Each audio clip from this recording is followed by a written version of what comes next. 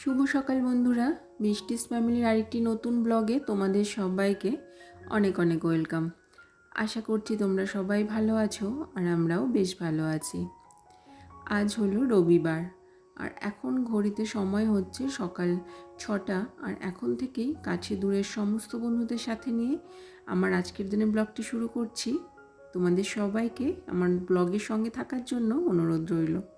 তোমরা আমার ব্লগটি দেখো, আশা করছি তোমাদের অনেক ভালো লাগবে।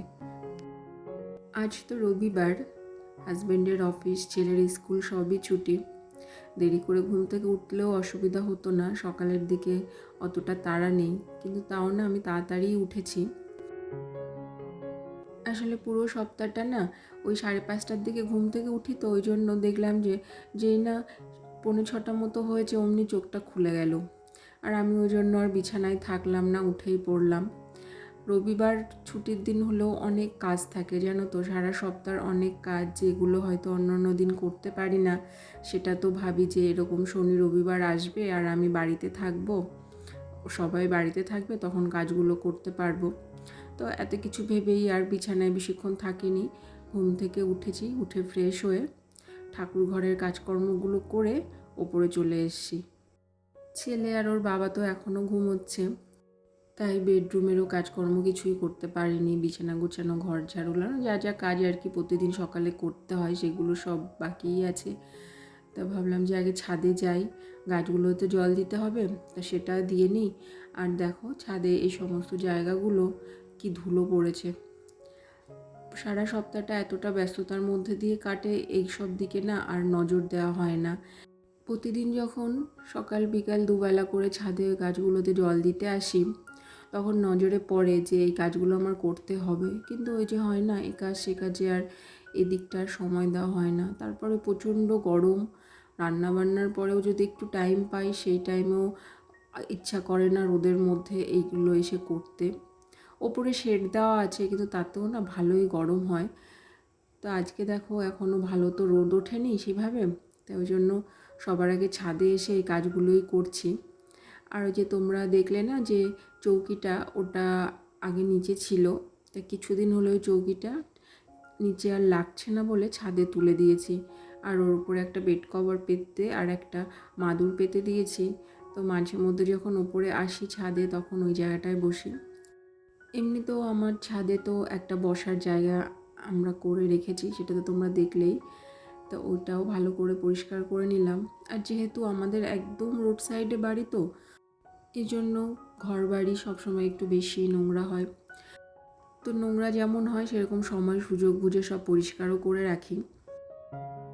তো আজকে যখন সকালবেলাটা হাতে সময় ছিল, ওই জন্য অন্য কোনো কাজ না করে রোদটা ভালোভাবে ওঠার আগে ছাদের কাজটাই করে এলাম। আর এখন আস্তে আস্তে বেডরুমের যে কাজগুলো সেগুলোই করব। আমি নিচে এসে দেখি ওরা দুজনে ঘুম থেকে উঠে গেছে।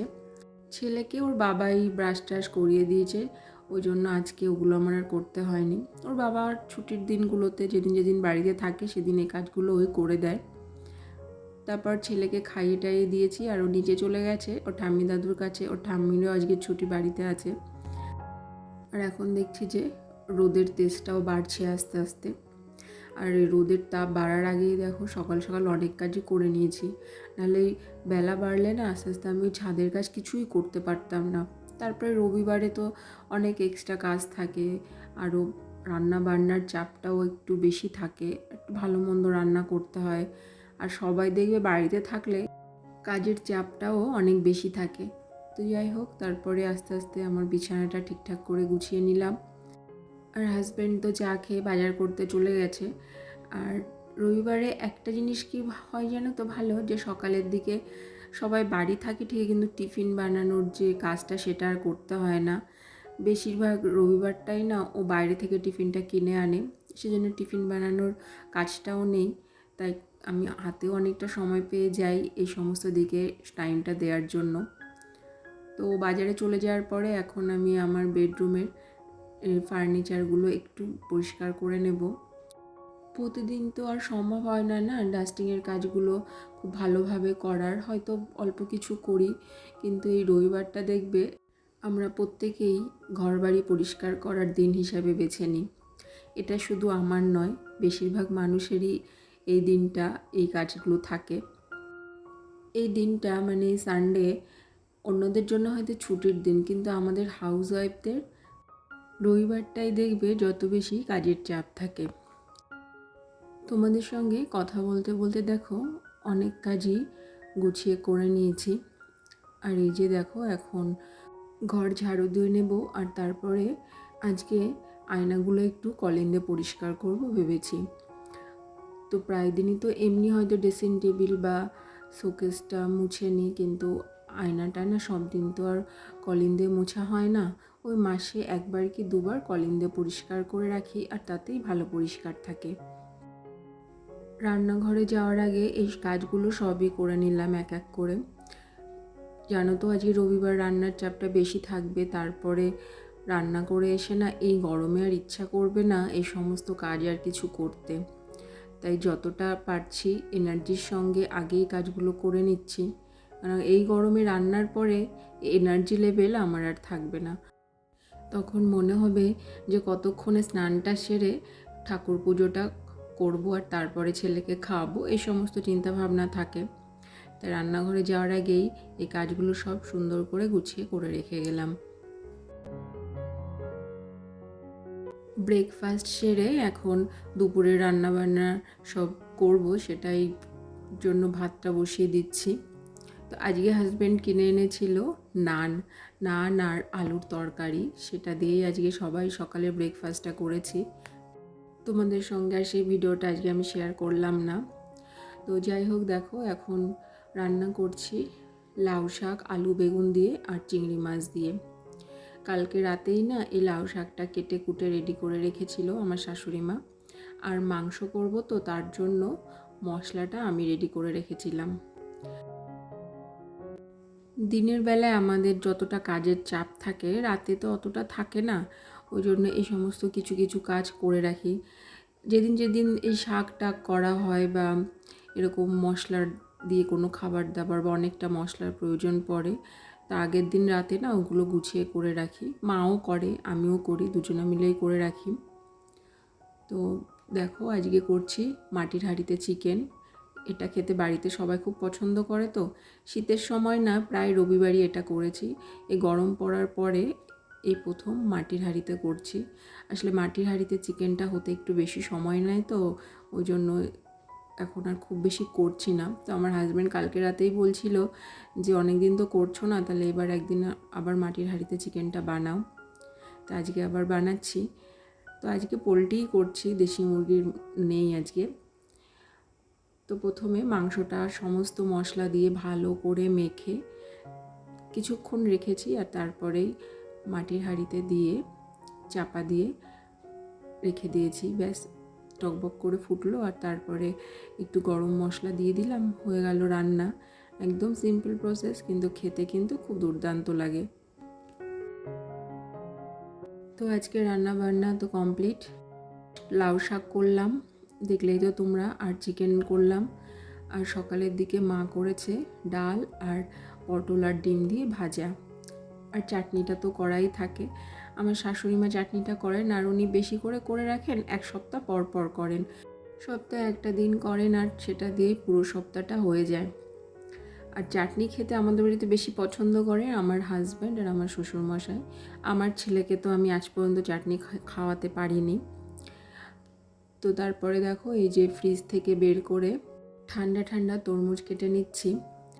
সবাই খাবে এটা, কিন্তু তরমুজটা না খুব একটা বেশি ভালো ছিল না, জানো তো। সেরকম বেশি লালও ছিল না, আর মিষ্টিও খুব বেশি ছিল না। গরম পড়ার পর থেকে অনেকগুলো তরমুজই খাওয়া হয়েছে, কিন্তু আজকের তরমুজটাই না এরকম বাজে বেরিয়েছে।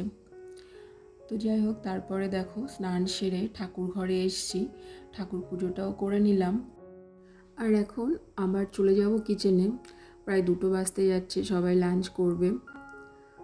বাবা মা খেতে বসেছে, আমি আমার ছেলের খাবারটা নিয়ে উপরে চলে এসেছি।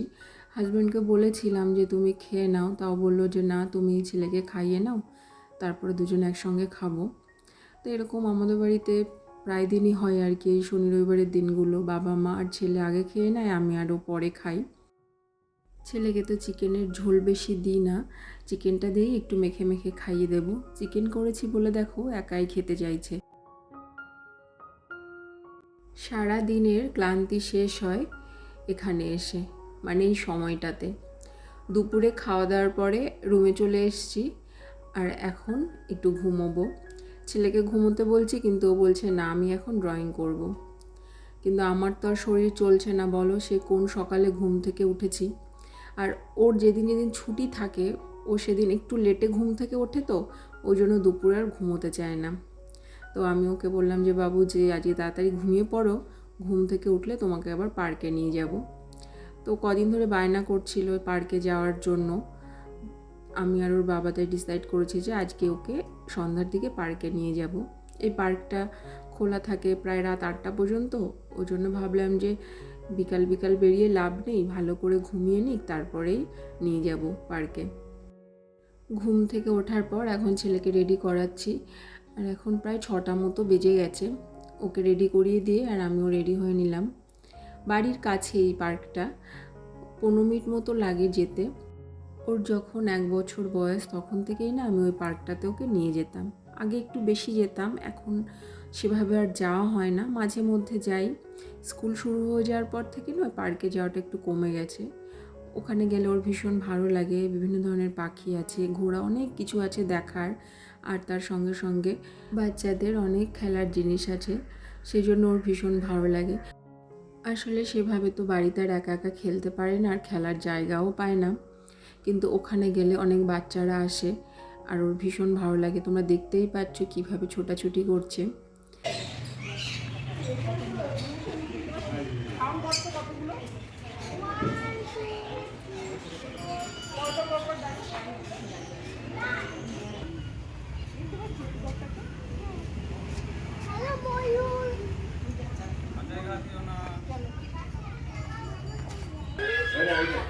ও দেখো ওটা এমু পাখি।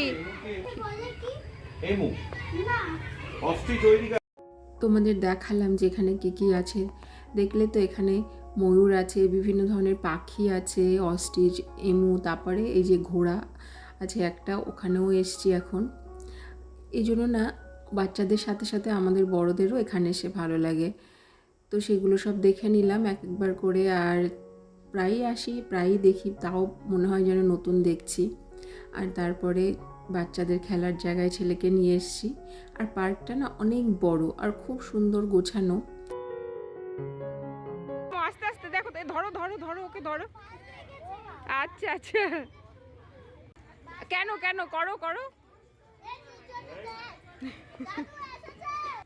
শক্ত করে ধরো। এখানে এসে অনেকগুলো খেলার সাথী পেয়ে গেছে, এত ভালো এনজয় করছে দেখে আমারই ভীষণ ভালো লাগছে। পড়াশোনার সাথে সাথে এই সমস্ত খেলাধুলাও বাচ্চাদের শারীরিক মানসিক বিকাশের জন্য ভীষণভাবে দরকার। তো আজকের মতো ভিডিওটি তোমাদের সঙ্গে আমি এ পর্যন্তই শেয়ার করলাম। আশা করছি তোমাদের ভালো লেগেছে। দেখা হচ্ছে আবার নেক্সট ব্লগে। তোমরা সবাই ভালো থেকো, সুস্থ থেকো।